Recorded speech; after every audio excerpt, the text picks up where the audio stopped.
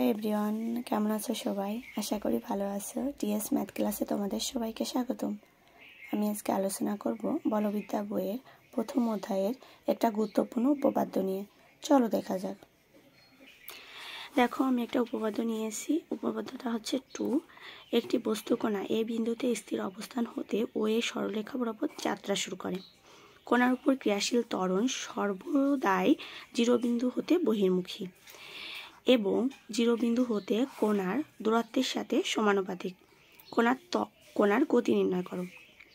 এটা এই অনুযায়ী আমরা একটা চিত্র আঁকছি। প্রথমে দেখো, একটি বস্তুকণা এই বিন্দুতে স্থির অবস্থানে ছিল। এখন ও এ বরাবর যাত্রা শুরু করলো। ও এ বরাবর ক্রিয়াশীল। এখন ও বিন্দুর বহির্মুখে একটা বিন্দু আমাদের পি নিয়ে নিয়েছি। এখন আমাদের বের করতে হবে কণার গতি।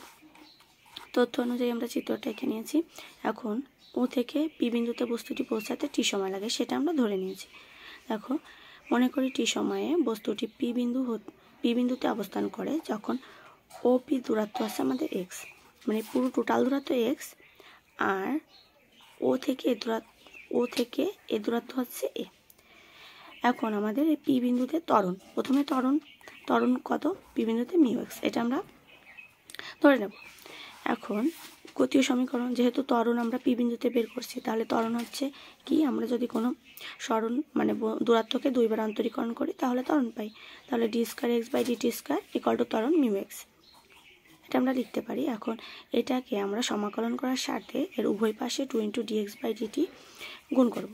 2 × dx বাই ডিটি, উভয় পাশে 2 × dx বাই ডিটি গুণ করব।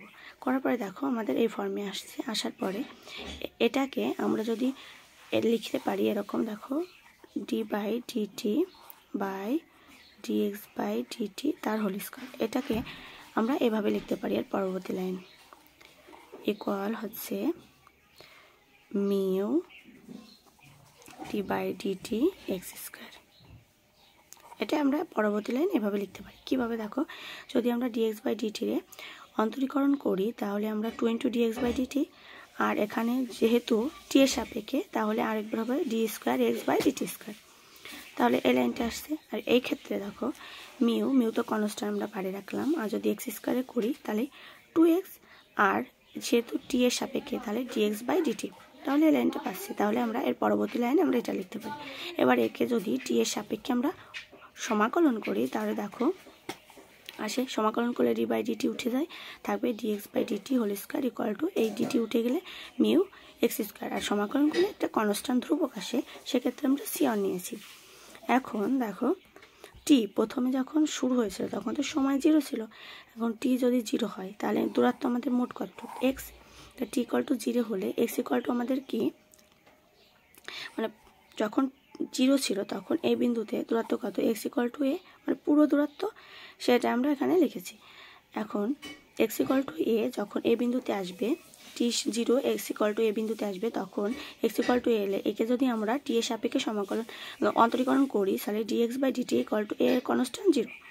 তাহলে ডিএক্স বাই ডিটি হয়ে যাচ্ছে আমাদের 0।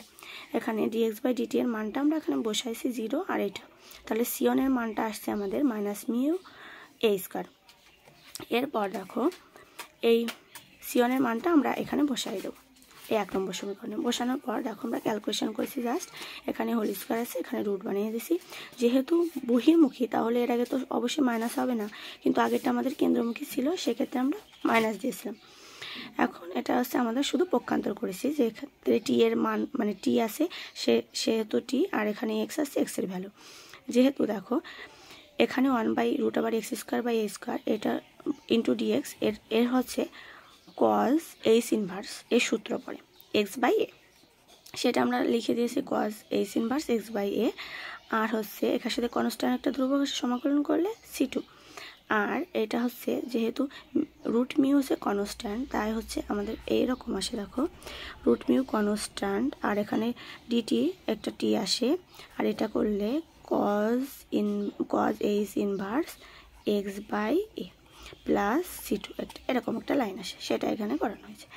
এখন যদি টি ইকুয়াল টু 0 আর এক্স ইকুয়াল টু এ, দেখো টি ইকুয়াল টু 0 প্রথমে ছিল আর এক্স ইকুয়াল টু এ হয়, দেখো তাহলে আমাদের মান আসে কি, টি, এখানে টি এর মান 0 বসালে এটাও 0, আর এক্স এর মান যদি এ বসানো হয় তাহলে কজ এইচ ইনভার্স 1 সেটার মান, কজ 1 এর মান তো 0, তাহলে এটাও 0, আর C2 তাহলে C2 = 0 আসে।